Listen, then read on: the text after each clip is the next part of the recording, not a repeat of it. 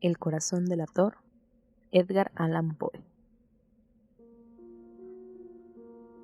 Es verdad, soy muy nervioso, horrorosamente nervioso. Siempre lo fui, pero ¿por qué pretendéis que esté loco? La enfermedad ha agudizado mis sentidos, sin destruirlos ni embotarlos. Tenía el oído muy fino, ninguno le igualaba. He escuchado todas las cosas del cielo y de la tierra, y no pocas del infierno. ¿Cómo he de estar loco? ¡Atención! Ahora veréis con qué sano juicio y con qué calma puedo referirles toda la historia. Me es imposible decir cómo se me ocurrió primeramente la idea, pero una vez concebida, no pude desecharla ni de noche ni de día. No me proponía objeto alguno, ni me dejaba llevar de una pasión. Amaba al buen anciano, pues jamás me había hecho daño alguno, ni menos insultado. No envidiaba su oro, pero tenía en sí algo desagradable. Era uno de sus ojos, sí, esto es. Se asemejaba al de un buitre, y tenía el color azul pálido.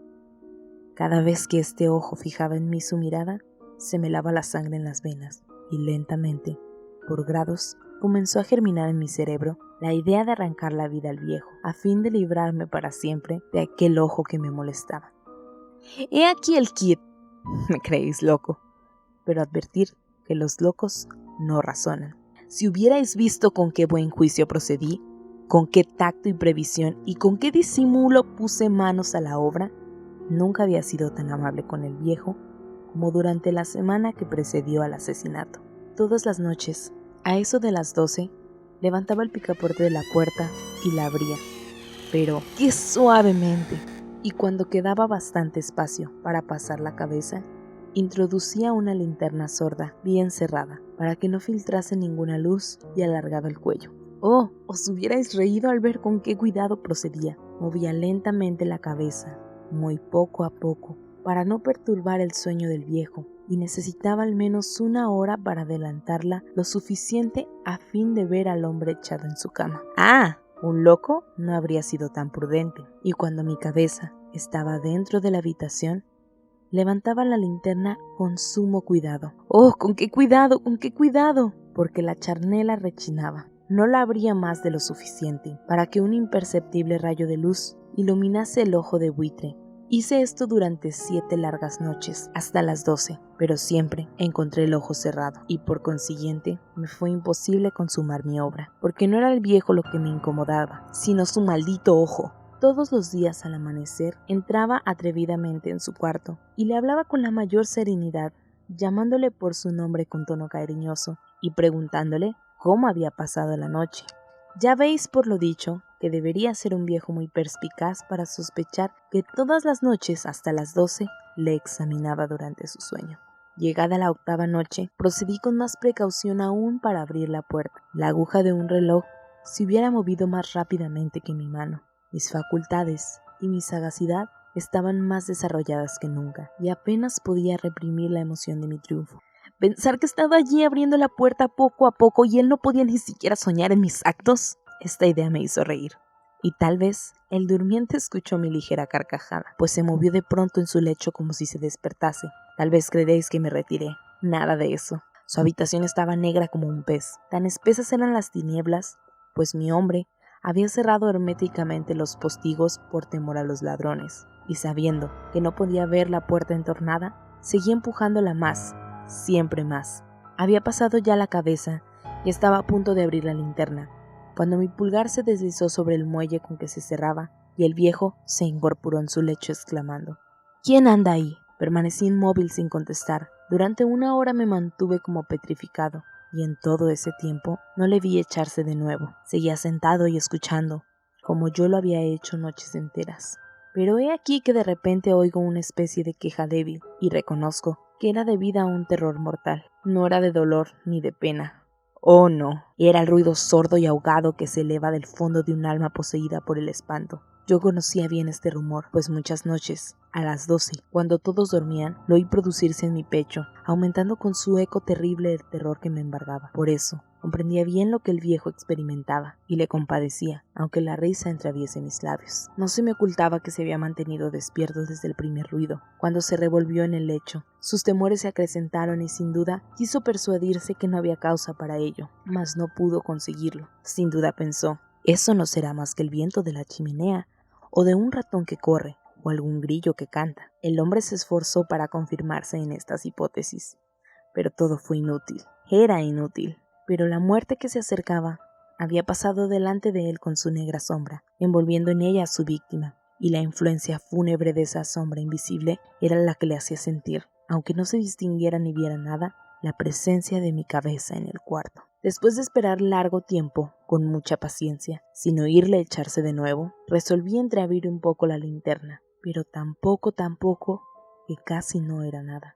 La abrí tan cautelosamente que más no podía hacer, hasta que al fin, un solo rayo pálido, como un hilo de araña saliendo de la abertura, se proyectó en el ojo de buitre. Estaba abierto, muy abierto, y no me enfurecí apenas le miré.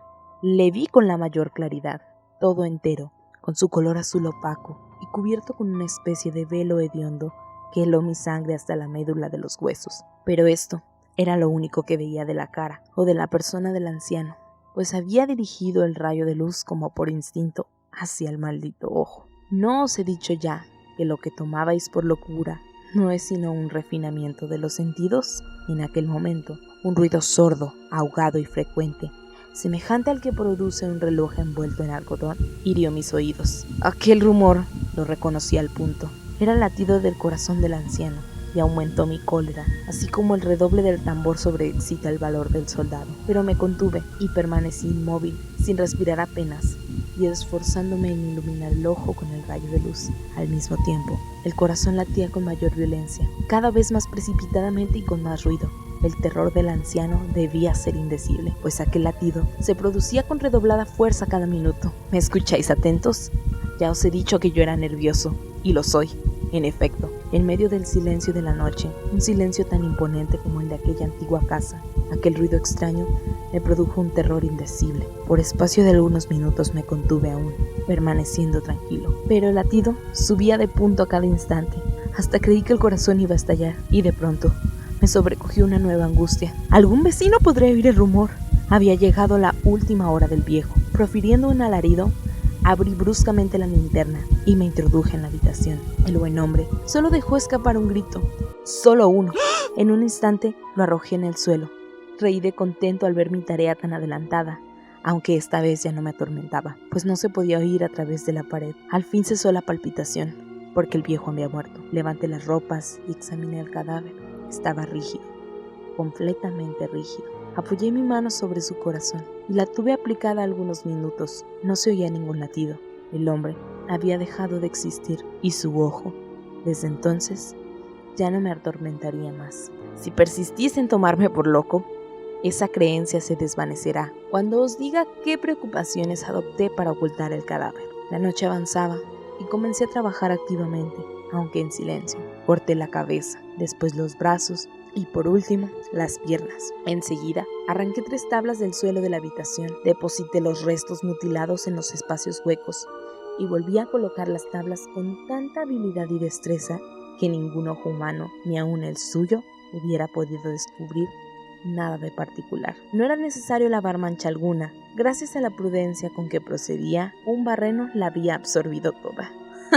Terminé la operación a eso de las 4 de la mañana. Aún estaba tan oscuro como a medianoche.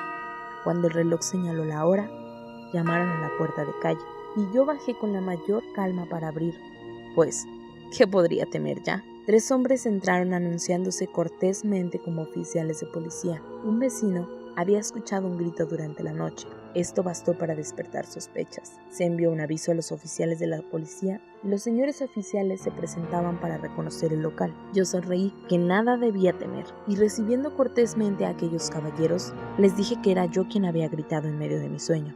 Añadí que el viejo estaba de viaje y conduje a los oficiales por toda la casa, invitándoles a buscar, a registrar perfectamente. Al fin, Entré en su habitación y mostré sus tesoros completamente seguros y en el mejor orden. En el entusiasmo de mi confianza, ofrecí sillas a los visitantes para que descansaran un poco, mientras que yo, con la loca audacia de un triunfo completo, coloqué la mía en el sitio donde yacía el cadáver de la víctima.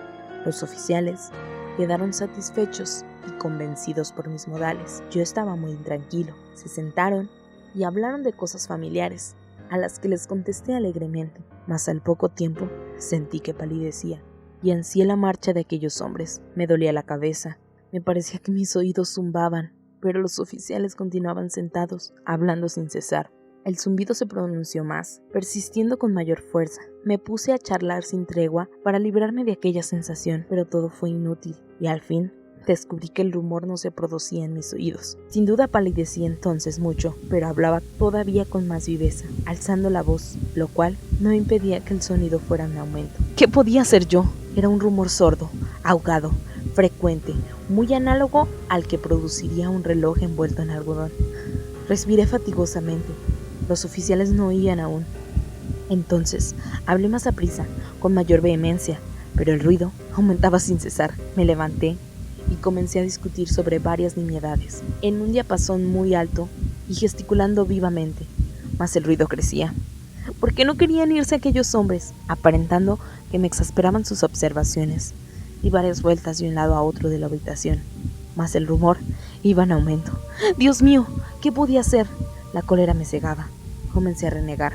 Agité la silla donde me había sentado, haciéndola rechinar sobre el suelo, pero el ruido dominaba siempre de una manera muy marcada, y los oficiales seguían hablando, bromeaban y sonreían. ¿Sería posible que no oyesen? ¡Dios Todopoderoso! No, oían, sospechaban, lo sabían todo, se divertían con mi espanto. Lo creí y lo creo aún. Cualquier cosa era preferible a semejante burla. No podía soportar más tiempo aquellas hipócritas sonrisas. Comprendí que era preciso gritar o morir. Cada vez más alto, Lois, cada vez más alto, siempre más alto. ¡Miserables!, exclamé. No disimuléis más tiempo. Confieso el crimen. Arrancad esas tablas. Ahí está, es el latido de su espantoso corazón.